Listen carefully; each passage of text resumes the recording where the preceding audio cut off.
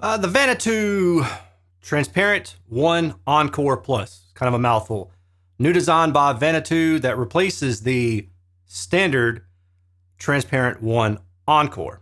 This speaker was loaned to me by the manufacturer themselves, Vanatoo. I was not paid. I'm not getting to keep the speaker. I'm going to send it back. They provided me a prepaid FedEx label to ship it back with. Now, in this review, I'm going to talk about the performance of the speaker, but at the end, so stay tuned. At the end, I'm going to talk about the performance of the speaker compared to other speakers in similar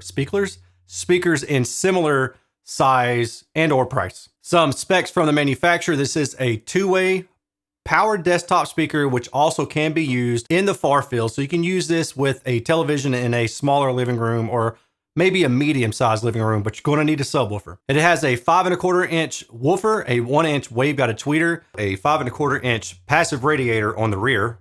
Features 240 watts total power, USB, optical, coax, and analog inputs, and this also takes Bluetooth as well. All for a price of $649 per pair. You'll notice there is a subwoofer output as well. Now that subwoofer output is activated whenever a subwoofer is connected to the speaker. And what that does is it automatically puts in an 80 hertz or 125 hertz crossover filter between the subwoofer and these main speakers. Which crossover is going in place depends on the DSP setting you use, either the flat or the shelved response of the speaker. Now, in my listening and my testing, I listened to the speaker in the flat mode. I also wanted to take a second and show you the actual drive units. So here we have the mid woofer, large ferrite motor on the back. This is a heavy speaker. I mean, the majority of the weight of this speaker itself just comes from the motor. Aluminum cone, it looks like, although I'm not 100% sure, rubber surround. And then we have a stamped steel basket on the outside with some venting. And here we have the tweeter in a somewhat, well, I don't know. I mean, it's a waveguide. I was going to say it was shallow, but I don't know if I would say that it's necessarily shallow. But then we also see that it does have a phase plug at the front of it.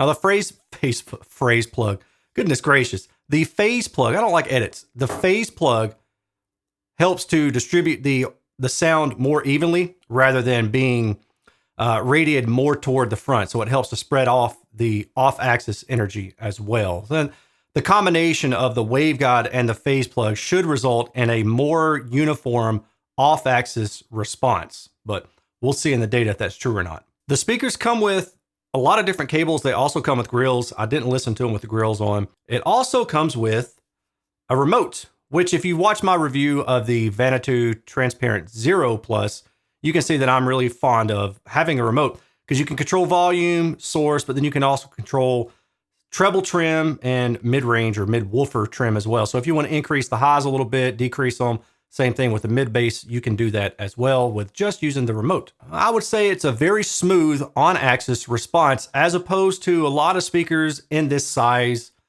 They typically have a V curve to them where it's pronounced mid-bass, usually 1 or 2 notes, and then pronounced highs. And that high can often be called detailed.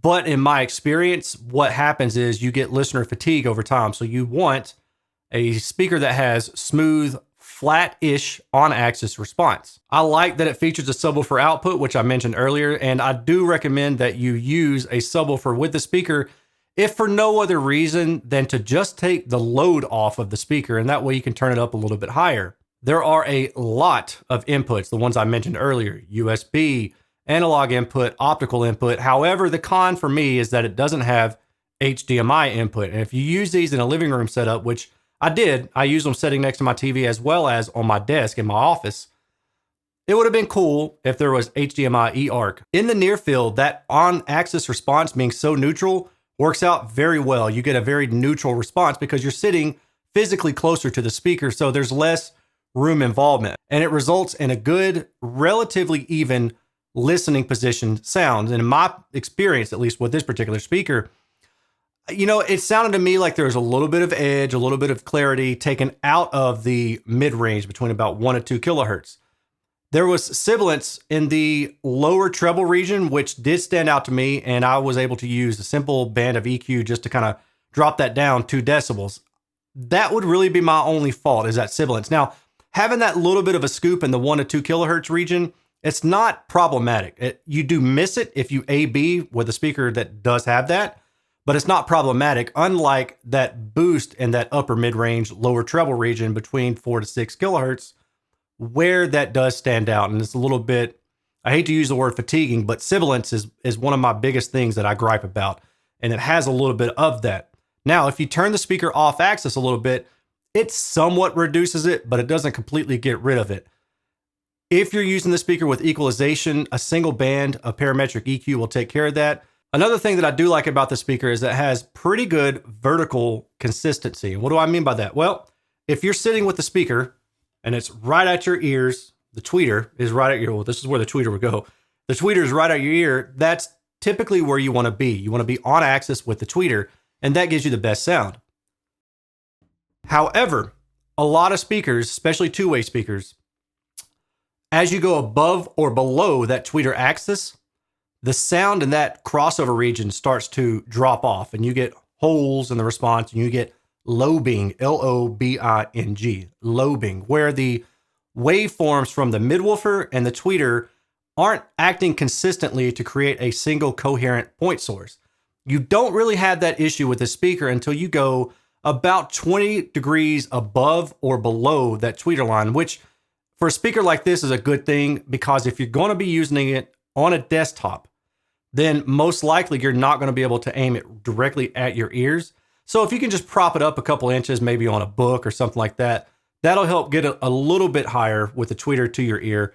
But it doesn't have to be perfect, because you have about 20 degrees of play there to still have a good, consistent vertical directivity. Compression is a factor, especially for those of you who are going to be listening to the speaker in a mid to far field setting. So if you have, I would say a medium-sized living room, let's say 10 by 10, and you're sitting maybe 8 feet away from these speakers and you're wanting to listen pretty loudly, let's say 85 decibels or above, then you're going to run into compression artifacts where the low end of the speaker is limited to protect the woofer. Now, you can resolve that pretty easily by just using a subwoofer. And I've reviewed a lot of cheap budget subwoofers. If you're interested, I'll try to remember to throw a card up right here. ELAC Sub 1010 is one that I typically recommend, because it's like $150 to $200 powered subwoofer. It'll handle down to 40 hertz without a problem and take the load off of this particular speaker, and it's relatively small. So if you've got a small setup and you need a small subwoofer, that would be a recommendation for me. Overall, however, the speaker performs extremely well, and I like that it has a good number of different inputs. Now let's talk about the data. All the data that you're about to see is captured using my Klippel near-field scanner. It is a state-of-the-art robotic device that allows me to get anechoic measurements from a non-anechoic room. The on-axis response of the speaker is superb. It's within plus or minus 2 decibels on average. Superb. This particular bump up right through here, and we'll talk about this more when we talk about the estimated in-room response, relative to this dip right through here, is something that I did here in the far field, but in the near field, it's not as much of an issue. F3 of 42 hertz and an F10 of 34 hertz. This basically tells me that the speaker can get down to about 40 hertz in room without much trouble, but the issue then is output capability. If you're listening maybe, 3 to 6 feet away, then yes, it gets down to those frequencies with decent enough authority. But if you're listening further than that, what happens is the compression kicks in and it limits that bass output. And that's when a subwoofer is going to be needed. This is the CEA 2034 dataset. On-axis response is linear. Listening window also looks good. We can see that the sound power and the early reflections, however, indicate that there's something going on with directivity. In my data, I provide just the horizontal radiation. And we can see right through here that it's not really a horizontal radiation issue. So it must then be due to the vertical offset of the tweeter to the mid. However, it's really not that severe. I've seen worse, but I do want to call attention to it because it shows up in the estimated in-room response. And if I draw a trend line through about what I was listening to or what subjectively I heard in my listening session, this is what we wind up with. So I pointed out a few things based on my hearing, and this is subjective. I want to make sure that people know that this is my subjective notes laid onto an objective metric. So the estimated in-room response helps to indicate what we are most likely to hear in a typical room. And this is what I heard. So this attack clarity due from the dip between about 1 to 2 kilohertz. Sharp and sibilant between about 4 to 6 kilohertz or so, this ballpark. And then there was a loss of air with some particular sounds. So cymbals, hi-hats, and just an overall ethereal sound, if you will. Noise, just regular old background noise. That wasn't present on certain tracks that I listened to for those things. This is the horizontal radiation pattern. We can see that the speaker is about plus or minus 60 degrees until the tweeter starts to beam. This is the vertical radiation on axis is 0 degrees down here. So this is your tweeter line. And then if you go and look at this, I've drawn some angles about plus or minus 20 degrees. So this just kind of reinforces what I mentioned earlier. Distortion at 86 decibels, distortion at 96 decibels. Everything kind of looks like what I would expect. This is the multitone distortion run full band. It's like I'm playing music, except it's pink noise sounding. I've drawn this line 3%. That's my typical line. If it's above 3%, then I say, yeah, you're more likely to hear that distortion above that line. This speaker is negative 20 decibels. So that's pretty high at its highest output of 96 decibels. If you stay below 96 decibels, and I've got 87 decibels right here, 87 decibels at 1 meter is adequate. And that's 87 decibels at 1 meter for a single speaker and anechoic. If you put the speaker in a room and you listen to a pair of them, that's equal to about 93 decibels or so. Now, what happens if I use a subwoofer with this and I cross the speaker over at 80 hertz? This is what we get. And I'm gonna go back to full band, this, and then this. The point being that there's not a lot of change. So whatever is causing this increased distortion through here isn't really going to be reduced by you using a subwoofer. This compression shows us the limiting or the output capability of the speaker. We can see that due to the purple line, 102 decibels at 1 meter, there's significant output limiting. At 96 decibels at 1 meter, it's really not too bad until you get to the lower frequencies where there is compression and then there is some enhancement as well. I would say in general, if you stick with this blue line, you're probably going to be okay. And that blue line dictates that yeah, at 4 meters, you can get to about 90 decibels of dynamic range. If you stay in this 86 decibel at 1 meter line right here, then 80 decibels at 4 meters of dynamic range, or 92 decibels at 1 meter of dynamic range for a pair. This table right here is showing us a pair, whereas this section is showing us just one speaker, 1 meter, and anechoic. I kind of went quickly through that section because what I really want to focus on is a comparison. So what I did was I looked around on the internet, looked at some Reddit threads, looked at other places, and I found that typically what people were comparing this speaker to was Klipsch the 5s and then Kanto's YU6. And for fun, I threw in the Kali LP6 V2. Now, all of these speakers are roughly the same price point, not exactly, but they're all within a few $100s of each other, maybe a couple $100s of each other. The sizes aren't really the same. So the first thing I want to show you is a size comparison. This website, comparesizes.com, is awesome.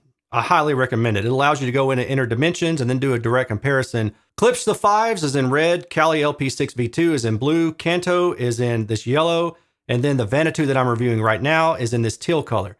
So we can see that the Vanatoo is the smallest of all the speakers that I'm about to talk about. The Kali LP6 V2 is much larger. And frankly, the only reason that I included it is because it's about $400 to $500 a pair, depending on where and when you buy it. And I thought that if you have extra space, something like this might make more sense. But otherwise, you're really going to be focusing on the teal, yellow, and the red color. So let's look at some of the data comparisons. First of all, we'll look at price, and then we're also going to look at the preference score with and without the sub.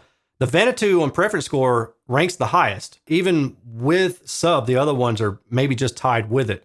Price-wise, the Vanatoo is $650, the Kanto is $480, Klipsch the 5's MSRP $700, and the Kali LP6 V2 is $400. The on-axis response, we can see the Vanatoo is this bluish color right here. It doesn't extend as deep as these other speakers do, any of the other speakers, in fact, but it does appear to be a little bit more linear than the rest of the speakers. If we go to the estimated in-room response, it's a similar story. We can see that the Vanatoo still doesn't extend as low.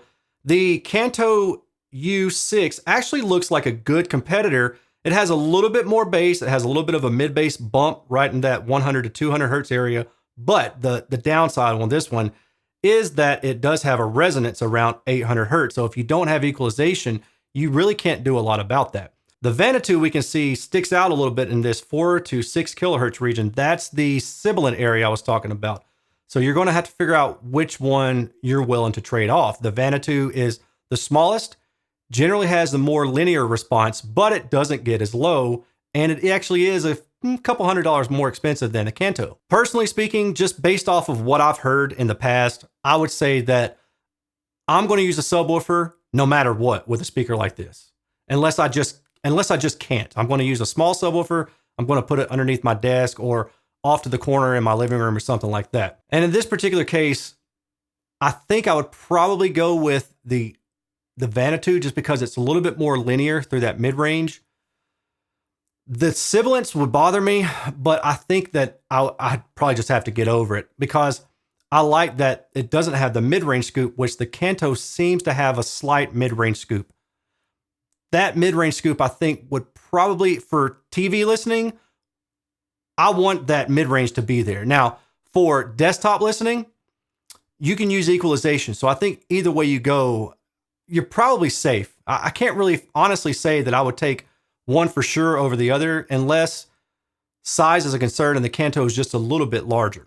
As far as clips to 5s, those things are awesome, but they're larger. And then the Kali is a lot larger, but it has much better response. It's just going to be up to you to decide what makes more sense. But that's kind of my, in a nutshell, comparison. At any rate, I hope you appreciate it. I hope you learned something. If you have any questions, as always, please feel free to ask. If you enjoy what you see here, I usually will put affiliate links in the description in the comment section below. If you need to buy anything from Best Buy, Amazon, Crutchfield, Audio Advice, whoever, anything, doesn't matter. Just click on one of those generic affiliate links, and that really does help me a lot. As an alternative, you can support me via patreon.com/Erin's Audio Corner. And with that said, I'm out. I hope you all have a good one. Talk to you later. Peace.